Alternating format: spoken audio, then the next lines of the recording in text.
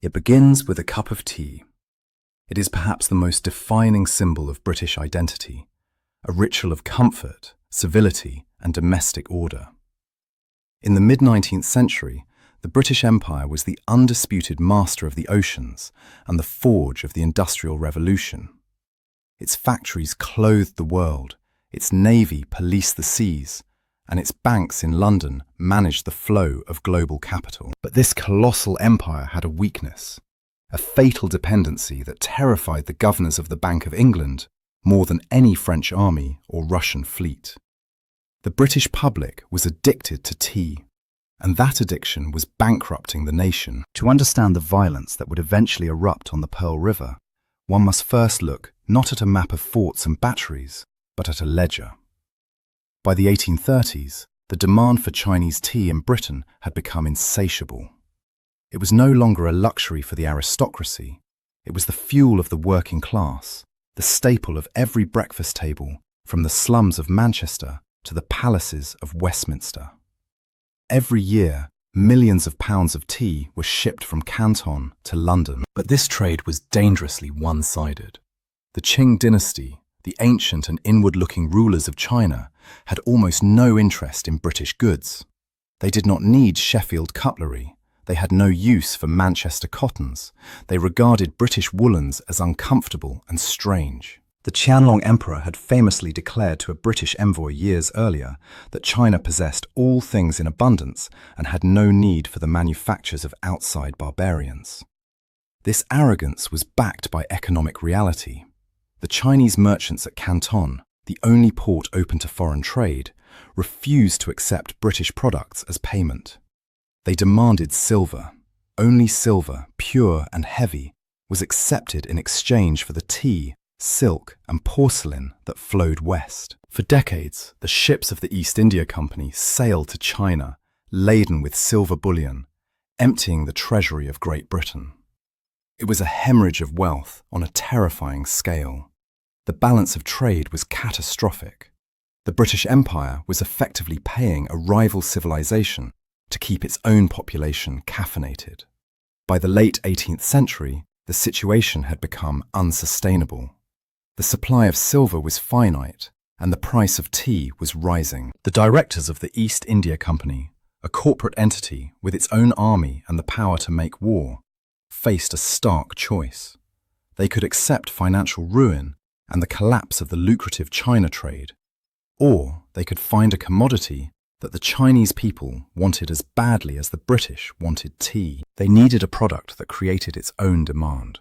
They needed something addictive. The answer lay in the poppy fields of Bengal. The East India Company controlled vast swathes of India, where the climate was perfect for the cultivation of opium. For centuries, opium had been used in China medicinally, a small-scale indulgence for the wealthy. But the British saw an opportunity to industrialize this vice. If they could flood the Chinese market with high-grade, affordable opium, they could reverse the flow of silver. The Chinese would pay for the drug in silver, and that silver would remain in British hands to pay for the tea. It was a triangular trade of cold, calculated brilliance and profound moral bankruptcy. The plan worked with devastating efficiency. In the early 1800s, the East India Company established a monopoly on opium production in India. They processed the sap into sticky black balls, stamped them with the company seal, and auctioned them in Calcutta to private smugglers. These smugglers, often sailing fast, heavily armed clipper ships, would race the cargo to the Chinese coast. Officially, the East India Company washed its hands of the crime. They merely sold the product in India. What happened after the auction was not their legal responsibility. It was a veneer of corporate deniability that allowed the British government to profit from a trade that was illegal in China. By 1830, the trickle of opium had become a flood. The impact on Chinese society was immediate and horrific. The foreign mud, as it was called, devastated the coastal cities. Men sold their land, their homes, and even their children to feed the pipe. The productivity of the workforce collapsed. The Chinese army, once the terror of Central Asia, saw its soldiers withering away in opium dens, their matchlocks pawned for a few more ounces of the black smoke. But for the British Treasury, the crisis was over. The silver was flowing back. The trade deficit had vanished. The books were balanced. But the stage was set for a collision between two empires that would change the world forever. The Qing emperor in Beijing could no longer ignore the rot eating away at the heart of his kingdom. He was about to appoint a man of iron will to stop the flow.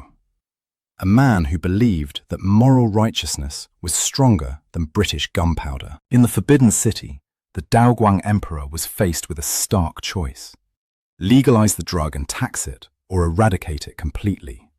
He chose eradication. To execute this colossal task, he turned to Lin Zexu, a scholar official of immense reputation. Lin was a man of the old school, highly educated, deeply Confucian, and most dangerously for the British smugglers, utterly incorruptible. He was known as Blue Sky Lin, a nickname symbolizing a politician as clear and pure as the heavens. In the winter of 1838, the emperor invested him with supreme powers and sent him south to Canton with a simple mandate: cut off the fountain of poison. Lin Zexu arrived in Canton in March 1839, not with a whimper, but with a thunderclap.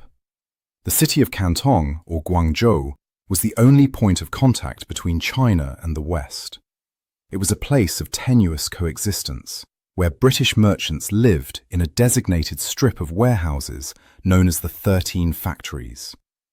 For years, these merchants had operated with impunity, bribing local mandarins to look the other way as the opium clippers unloaded their cargo at the mouth of the Pearl River. They viewed Chinese law as a nuisance, a set of archaic rules that could always be circumvented with enough silver. They assumed Commissioner Lin would be just another bureaucrat looking for a larger bribe. They were wrong. Within days of his arrival, Lin arrested thousands of Chinese opium dealers and addicts. He forced addicts to surrender their pipes and undergo painful withdrawals. But he knew that arresting the users was like cutting the leaves off a weed. He had to destroy the root. He turned his attention to the 13 Factories. On March 18, 1839, Lin issued an ultimatum to the foreign merchants: surrender all opium stores immediately and sign a bond swearing never to smuggle the drug again on pain of death. The British merchants, led by the Superintendent of Trade, Captain Charles Elliot, stalled. They offered to hand over a token amount, a few thousand chests, hoping to appease this zealous new official. Lin's response was swift and terrifying. He did not send in soldiers to slaughter them. He simply stopped the clock. He ordered the withdrawal of all Chinese servants, cooks, and linguists from the factories. He placed the foreign quarter under total lockdown. Troops surrounded the compound, and a cordon of boats blocked the river. The wealthiest traders in the world, men who lived like princes, suddenly found themselves trapped in their warehouses without fresh water, food, or labor.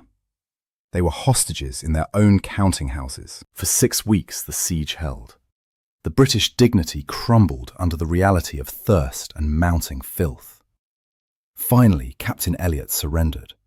He ordered the merchants to hand over their entire stock, promising that the British government would compensate them for their loss. It was a staggering amount of contraband, over 20,000 chests of opium, worth millions of pounds sterling. Lin Zexu had won, or so it seemed. He ordered the opium to be transported to Humen, near the Bogue forts guarding the river. He did not burn the opium, lest the fumes intoxicate the onlookers. Instead, he dug 3 massive trenches, filled them with water, salt, and lime. The chemical reaction boiled the opium into a useless sludge, which was then flushed out to sea. As the sludge drifted away, Lin composed a poem to the sea spirit, apologizing for polluting the ocean with such filth. It was a moment of supreme moral victory for the Qing dynasty.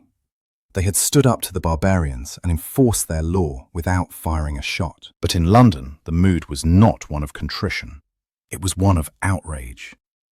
When news reached Parliament, the destruction of the opium was framed not as a rightful law enforcement action against drug smuggling, but as a violation of property rights and an insult to the British Crown. The powerful lobbies of the textile industry and the India trade clamoured for war. They argued that if China could seize British property at will, no trade was safe. The moral ugliness of the opium was swept under the rug. The debate was shifted to the sanctity of free trade and national honour. Lord Palmerston, the Foreign Secretary, penned a letter demanding reparations and the opening of more ports. He did not send a diplomat to deliver it. He sent the Royal Navy. In the summer of 1840, a fleet of warships, transports, and something entirely new, steam-powered gunboats, gathered in the waters off Macau. Lin Zexu had prepared for a war of the past, reinforcing his coastal batteries to fight wooden sailing ships. He had no concept of the industrial fury that was about to descend upon his country. The First Opium War had begun. When the British Expeditionary Force arrived, it brought with it a weapon that belonged to the future.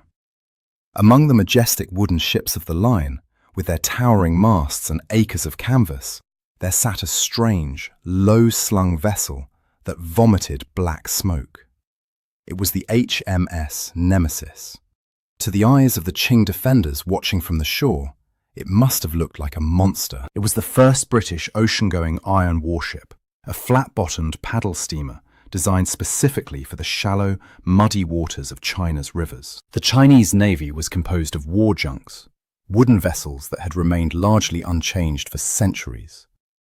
They were sturdy, armed with brass cannons, and manned by brave sailors, but they were slaves to the wind and the tide. If the wind died, the junk was a sitting duck. The Nemesis had no such master.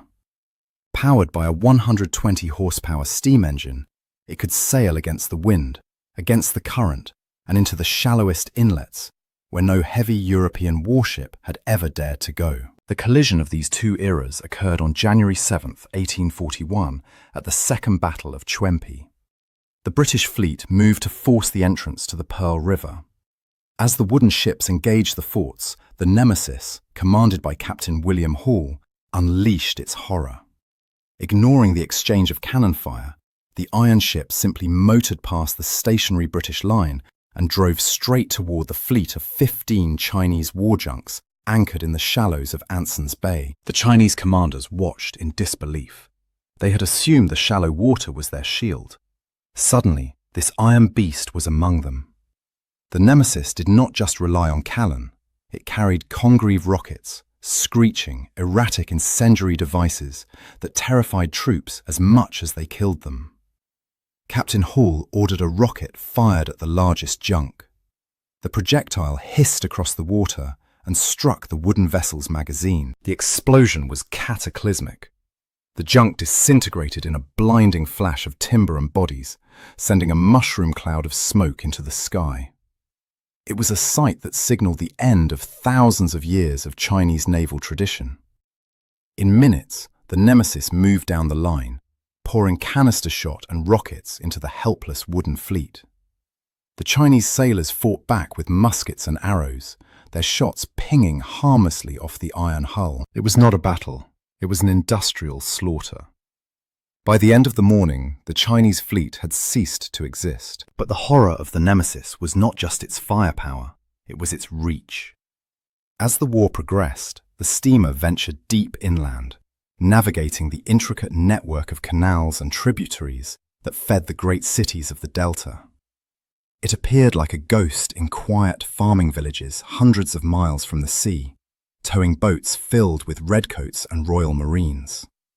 The psychological impact was devastating. The Devil Ship, as the locals called it, proved that nowhere was safe. The Great Wall could not stop it. The river forts could not sink it. This technological mismatch extended to the infantry war on land.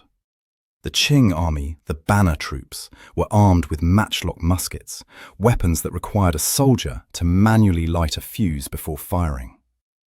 In the damp, humid climate of southern China, these weapons were notoriously unreliable. Against them stood the British regular, armed with the percussion-cap musket, the Brown Bess, updated with a mechanism that fired instantly and reliably, even in the rain. At the Battle of Canton, The British demonstrated the ruthless efficiency of modern drill. While the Qing troops charged with brave, disorganized fervor, waving banners and clashing gongs to intimidate the enemy, the redcoats stood in silent, perfect lines.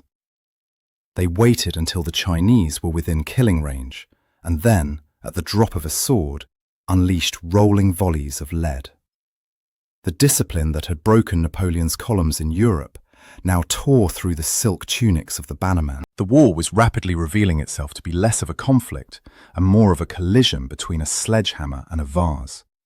The British were not just winning, they were dismantling the myth of Chinese invincibility, one battle at a time. And as the news of these defeats drifted north to Beijing, the emperor's confusion turned to panic. He fired Lin Zexu, exiling the incorruptible commissioner to the desolate frontier of Xinjiang, blaming him for provoking a beast he could not kill. With Lin Zexu exiled and the Pearl River under blockade, the British commanders made a cold strategic calculation. Burning coastal villages and sinking junks in the south was effectively meaningless to the emperor in Beijing, thousands of miles to the north. China was too vast to be conquered by a few thousand men. To win this war, the British didn't need to capture territory, they need to strangle the economy. They looked at the map and identified the empire's jugular vein, the Grand Canal. This colossal man-made waterway was the lifeline of the Qing dynasty, transporting millions of tons of grain and tax revenue from the fertile rice paddies of the south to the imperial capital in the north.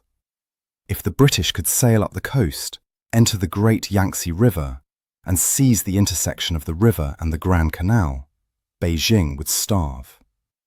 The decision was made. The expeditionary force weighed anchor and sailed north, leaving the tropical heat of Canton for the unknown waters of the East China Sea. Their first target was the island of Jushan, guarding the approach to the Yangtze.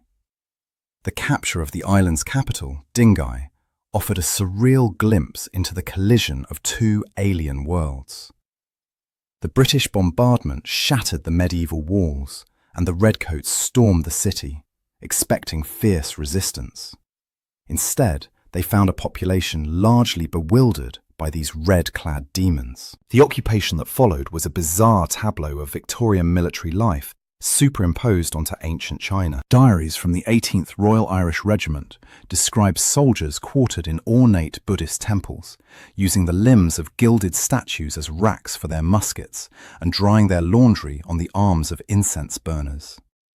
Officers set up their mess tables in the courtyards of ancestral halls, toasting the Queen with looted rice wine, while giant stone dragons stared down at them. But while the British could easily defeat the Qing garrisons, they found themselves under attack by a far more lethal enemy, the Chinese landscape itself. The British had arrived in the height of summer. The humidity was suffocating.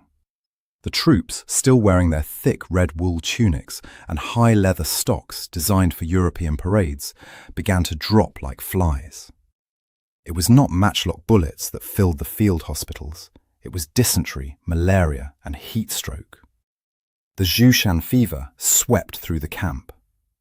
Regiments that had stormed the beaches with 700 men were reduced to a few dozen fit for duty within weeks. The British army was rotting from the inside out, camped in a city of strange gods and bad water. Meanwhile, a dangerous fog of misinformation was settling over the Forbidden City. The Qing generals, terrified of the emperor's wrath, began to fabricate reports. When the British withdrew from a town due to sickness or lack of supplies, the generals reported a glorious victory. They claimed to have sunk the devil ships with magical incantations or underwater stakes. The Daoguang emperor, reading these reports in the seclusion of his palace, was led to believe that the barbarians were on the run. He ordered his commanders to exterminate the remaining invaders, unaware that the British were not fleeing but simply regrouping. This disconnect between reality and the imperial court was catastrophic. It prevented the Qing from seeking a diplomatic solution when they still had some leverage. Instead, the war dragged on, fueled by the emperor's delusion that victory was imminent. But the British had recovered from the fever. Reinforced with fresh troops from India, sepoys who were more acclimated to the heat, and fresh supplies of quinine, the expeditionary force prepared to deliver the death blow. They turned their prows toward the Yangtze River. They were done with skirmishes. They were going to strike at the heart of the empire's wallet. The target was the great city of Zhenjiang, the gateway to the Grand Canal, and the site of the war's most desperate and tragic stand. July 1842. The British fleet, a terrifying armada of 70 ships, anchored off the walls of Zhenjiang. This city was the choke point of the Qing economy. If Zhenjiang fell, the Grand Canal would be blocked, and the flow of grain to Beijing would stop instantly. The emperor would be ruling a capital of starving ghosts. The defense of the city fell to the Manchu bannermen, the elite hereditary warriors of the Qing dynasty. Unlike the demoralized conscripts on the coast, these men were fighting for their very existence. They were commanded by General Haling, a man who had watched the incompetence of his fellow generals with disgust. He locked the gates, burned the boats, and swore that the red-haired barbarians would only enter his city over his corpse. When the British attack began on the morning of July 21st, the heat was already oppressive. The redcoats, sweating through their wool, rushed the walls with scaling ladders. They expected the defenders to fire a few loose volleys and flee, as they had done so often before. Instead, they were met with a wall of disciplined fire and cold steel. For the first time in the war, the British found themselves in a ferocious hand-to-hand struggle. Manchu soldiers grappled with the invaders on the ramparts, dragging them off the ladders and wrestling them to their deaths in the moats below. The fighting spilled into the streets of Zhenjiang, becoming a confused, bloody house-to-house brawl. But superior British firepower, the relentless discipline of the line, and the devastating canister shot from the artillery slowly ground the defenders down. By the afternoon, the city was lost. General Haling, seeing the British flag rising over the gates, retreated to his command post. He sat down on a pile of official papers and wood, lit a match, and burned himself alive. But the horror was just beginning. As the British troops moved deeper into the Manchu quarters to secure the city, they were met with a silence more terrifying than the roar of battle. They kicked open the doors of the houses, expecting to find cowering civilians. Instead, they found entire families dead by their own hands. Mothers had hung their children from the rafters before hanging themselves. Fathers had cut the throats of their wives and daughters to save them from the disgrace of capture by the foreign devils. It was a scene of mass ritual suicide on a scale the British soldiers could barely comprehend. Hardened veterans of the Napoleonic Wars wept openly as they walked through streets that had become open-air morgues. The victory at Zhenjiang was absolute, but it was hollowed out by the sheer scale of the human tragedy. The Grand Canal was blocked. The thousands of grain barges that fed Beijing backed up for miles, their cargo rotting in the summer sun. The jugular had been cut. The Daoguang emperor, finally stripped of his delusions by the stoppage of the grain tribute, capitulated. He sent his negotiators to the deck of the British flagship, the HMS Cornwallis, anchored off the city of Nanking. They were there to sign a peace, but in reality, they were there to sign the death warrant of the old world. On August 29, 1842, the Treaty of Nanking was signed. It was the first of what history would call the unequal treaties. The terms were dictated by the British gunboat commanders, and they were humiliating. China was forced to pay an indemnity of 21 million silver dollars, a staggering sum intended to cover the cost of the war and, cruelly, to compensate the British smugglers for the opium Lin Zexu had destroyed years earlier. The emperor was essentially forced to pay for the drugs his country had refused to buy. Furthermore, the treaty abolished the canton system. No longer could China dictate where and how foreigners traded. 5 treaty ports, Canton, Amoy, Fuzhou, Ningbo, and Shanghai, were thrown open to British residents and trade. In these ports, British citizens would be subject only to British law, a concept known as extraterritoriality. A British merchant could beat a Chinese labourer to death on the docks of Shanghai and be tried only by a British judge, likely receiving a mere fine. It was a complete erosion of Chinese sovereignty. But the most lasting scar on the Chinese map was Article 3. The treaty stated that the island of Hong Kong would be ceded to the British Crown in perpetuity.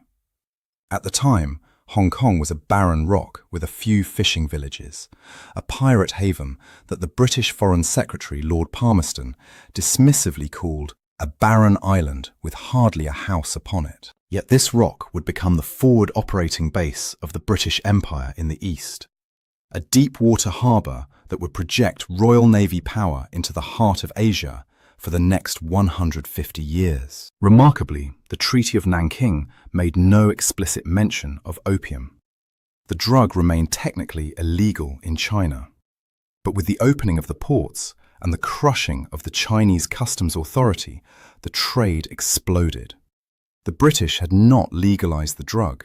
They had simply smashed the door off its hinges so that no one could stop it entering. The foreign mud poured into Shanghai and the new treaty ports by the ton, fueling a social catastrophe that would weaken the Qing dynasty until it could no longer stand. The war was over, but the peace was a fragile illusion. The British felt the Chinese were stalling on the treaty terms, while the Chinese populace grew increasingly hostile to the foreigners strutting through their streets. The resentment simmered for a decade, fueled by the humiliating presence of the gunboats and the growing army of addicts, until it boiled over again. The First Opium War had opened China, but it hadn't broken it. That would require a second war, a second invasion, and an act of cultural vandalism so profound it is remembered with bitterness to this day. Peace lasted less than 15 years. The insatiable demand for opium in China and the insatiable demand for trade access in Britain made a second conflict inevitable. In 1856, a minor diplomatic squabble over a registered ship, the Arrow, provided the pretext for war. But this time, the British did not come alone. The French joined the expedition, eager for their share of the spoils. In 1860, a joint Anglo-French army marched on Beijing, shattering the last remnants of the Qing army at the Battle of Palikao. The emperor fled to the north, leaving the capital defenseless. As the foreign armies camped outside the walls of Beijing, a diplomatic disaster unfolded. A British negotiation team, led by Harry Parkes, was seized by Qing officials during a parley. They were imprisoned and subjected to horrific medieval tortures in the Board of Punishments. When the survivors were finally released, they were barely recognizable. Many others had died in agony. Their bodies returned in a condition that sickened the British command. Lord Elgin, the British High Commissioner, demanded retribution. He wanted to leave a mark that would permanently scar the Qing prestige without harming the ordinary citizens of Beijing. He turned his eyes to the northwest of the city, to the Yuanming Yuan, the old summer palace. The Yuanming Yuan was not merely a palace, it was a wonder of the world. Covering hundreds of acres, it was a complex of gardens, lakes, temples, and palaces that housed the artistic heritage of the Qing dynasty. It contained libraries of priceless manuscripts, halls filled with jade and porcelain, and European-style palaces designed by Jesuit missionaries. It was the private paradise of the emperors, a place of supreme beauty and tranquility. On October 18, 1860, Lord Elgin gave the order. 3,500 British troops marched into the gardens with torches. For 3 days, the sky over Beijing turned black with the smoke of burning history. The soldiers smashed porcelain vases to test their rifles, draped themselves in the emperor's silk robes, and stuffed their pockets with jewels. What they couldn't steal, they destroyed. The wooden pagodas, dry as tinder, erupted into infernos. The frantic screams of the palace eunuchs and maids, trapped in the burning buildings, were drowned out by the roar of the flames. When the smoke finally cleared, the Garden of Gardens was a scorched wasteland of broken stone and ash. Only the marble skeletons of the European-style palaces remained standing, ghostly ruins that still stand today as a monument to the destruction. It was an act of calculated cultural annihilation. Lord Elgin wrote in his diary that he wanted to hit the emperor in his pride as well as his power. He succeeded. The destruction of the Summer Palace broke the spirit of the Qing court completely. The gates of Beijing were thrown open, and the victors marched in to dictate the final terms of surrender. The Convention of Peking, signed in late 1860, was the final nail in the coffin of the old order. It ratified the previous unequal treaties and added new, harsher humiliations. The Kowloon Peninsula was ceded to Britain to expand Hong Kong. Christian missionaries were granted the right to travel and preach anywhere in the interior, eroding the traditional Confucian social structure. But the most significant clause was the one that finally closed the iron ledger. The opium trade was legalized. After 20 years of war, bombardment, and diplomacy, the British Empire had achieved its primary economic goal. The drug that Lin Zexu had tried to wash into the sea was now a legal, taxable commodity. The foreign mud flooded into every province of China without restriction. The social consequences were apocalyptic. By the late 19th century, it is estimated that 10% of the Chinese population was addicted to opium. The sick man of Asia was not just a metaphor for a weak government. It was a literal description of a population hollowed out by narcotics. The silver flow reversed again. The wealth of China drained away into the coffers of the British banks and the great trading houses of Hong Kong and Shanghai. Companies like Jardine Matheson, whose fortunes were built on the drug trade. The Qing dynasty, delegitimized by its inability to protect its people, began a slow, agonizing death spiral. It would face massive internal rebellions, further foreign incursions, and eventually, revolution. For Britain, the Opium Wars were a triumph of free trade and a masterclass in gunboat diplomacy. The victors wrote the history books, framing the conflict as a necessary step in opening a backward nation to the modern world. In London, the immense profits from the China trade funded railways, factories, and the Victorian Golden Age. The moral cost was conveniently ignored, buried under the rhetoric of progress and civilization. But in China, the memory of the wars became the bedrock of modern nationalism. The period from the First Opium War in 1839 to the founding of the People's Republic in 1949 is known as the Century of Humiliation. It is a narrative of victimhood and resilience that shapes Chinese foreign policy to this day. Every schoolchild in China learns about the burning of the Summer Palace and the heroism of Lin Zexu. The Opium Wars remain a dark mirror held up to the history of the British Empire. They reveal the ruthless economic machinery that drove imperial expansion, a system where the balance of trade was more sacred than the welfare of a civilization, and where a drug cartel could fly the flag of a superpower. The ledger was balanced, the tea was secured, and the empire grew richer. But the smoke from the Summer Palace cast a shadow that has never truly faded. Thank you for listening to our story. If you found this history as fascinating as we did, please like this video and subscribe to British War History for more. We read all of your comments, so be sure to leave your thoughts below. We'll see you in the next video.